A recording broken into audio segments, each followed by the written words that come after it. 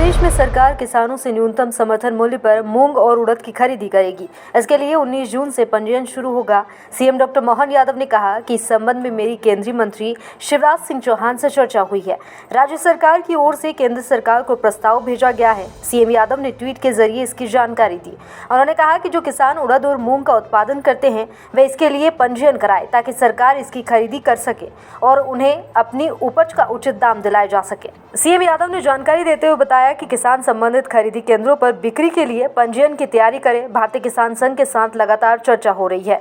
सरकार किसानों को लेकर संवेदनशील है, उनके साथ कदम से कदम मिलाकर चल रही है।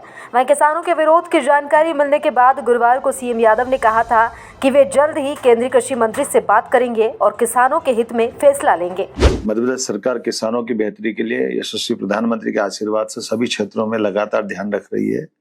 इसीलिए पहले हमने नदी जोड़ो अभियान के माध्यम से सिंचाई का रकबा बढ़ाने का अभियान प्रारंभ किया हुआ है।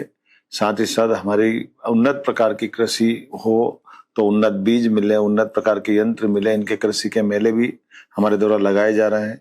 इसी सिलसिले में ग्रीष्मकालीन मूंग की दृष्टि से भी और उड़द की खरीदने की दृष्टि से भी राज्य सरकार के माध्यम से केंद्र सरकार को प्रस्ताव भेजने का निर्णय किया है और मेरी इस संबंध में कृषि मंत्री से बात भी हो चुकी है।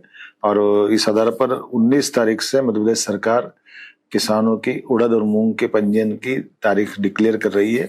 हमारे सभी किसान भाइयों बहनों से निवेदन करता हूं कि वे अपनी अपनी जिन ने अपनी फसल लगाई है वो संबंधित उपार्जन केंद्रों पर अपनी फसल के उपार्जन की तैयारी करें। सरकार सदैव किसान हितैषी निर्णय के लिए जानी जाती है। मेरी अपनी ओर से किसान भाइयों के लिए पुनः अपनी आगामी फसल की तैयारी करें। सरकार आगामी फसल भी आपकी और बेहतर से बेहतर करने के लिए आपके साथ रहेगी।